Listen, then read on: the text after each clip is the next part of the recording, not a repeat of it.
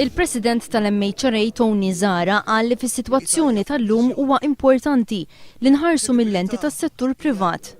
Tony Zahra qal li s-settur privat spiċċa spettatur fid-dawl tal-instabbilta li qed tikkaratterizza lill-Gvern u talab biex ikun hawn ċertezza.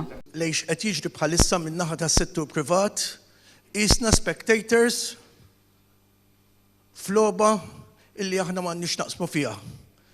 Is-settur privat irid is-sitwazzjoni tkun ċara, is-settur privat irid il-klassi politika biex tagħmel is-sitwazzjoni ċara biex aħna nkunu nistgħu niffollowjaw u ninvestu biċ-ċertezza. Tony Zahra qal li fis-sitwazzjoni tal-lum mhuwiex konvint li l-ġid iġġenerat qed jiġi minn fuq b'mod għaqli mill-Gvern. Is-Segretarju Ġenerali tal-UHM qal li l-instabbilta fil-Gvern qed ħalli l-effetti tagħha fuq l-impjiegi. Dak li qed jiġri fil-grupp parlamentari tal-Partit Nazzjonalista bla dubju għandu effett fuq l-ekonomija u fuq il-postijiet tax-xogħol.